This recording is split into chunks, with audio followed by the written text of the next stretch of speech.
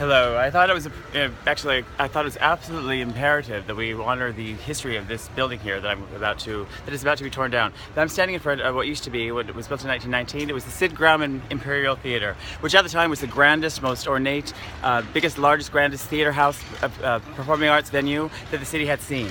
At the time, in 1919, they were just gold rush pioneers. They were a little bit country. They hadn't really seen anything but vaudeville.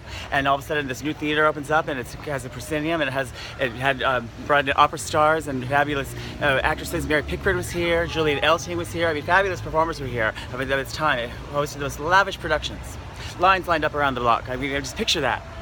And then, as time went on, it was eventually built, converted into a cinema. Bought by Lowe's, Cineplex. During the cinema years, during the 50s and 60s, it had a lot of good runs here. Long time runs. Sound of Music played here for a long time, as did Dirty Harry premiered here. The Hollywood premiere of Dirty Harry with Clint Eastwood premiered here.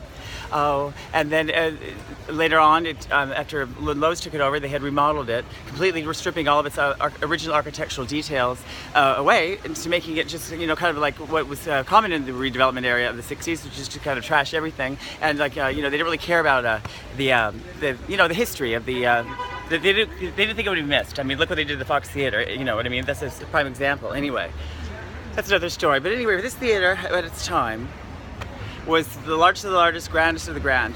And over time, in the 50s and 60s, it deteriorated. And in its last stages of life, it became the Market Street Cinema, which was described by the girls who worked here, if you know what I mean, as the last house on the block. They would take anybody. Like where the Mitchell Brothers had the strippers that were really like Marilyn Chambers, that were really traditionally all American. These girls could be any race, tattoos, piercings, whatever. They didn't give a fuck. But the problem is the girls that worked here had to make their own gate money. Basically, they had to make their own gate money to strip before they even made any money, and it was really seedy. It was just really seedy run, and it had a nice little punk rock kind of lesbian community collective honoring women. We're women.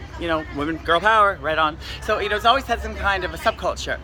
And then there was a ghost story filmed here for one of those shows on those networks and anything. They said it was haunted, but I didn't believe that. I just think we should pay tribute to honor it because it's going to be torn down now for 102-year-old theater. For 102-year-old theater is going to be torn down for millennials, a millennial condo package. But I guess it's all gravy. They saved the Strand, they tear this down. There was a lot of consternation about which one should be saved. But anyway, now it's going to be done. The time marches on. I've had to learn how to accept it. So say goodbye to the Imperial Theater and the Market Street Cinema. Last time, they're tearing it down now.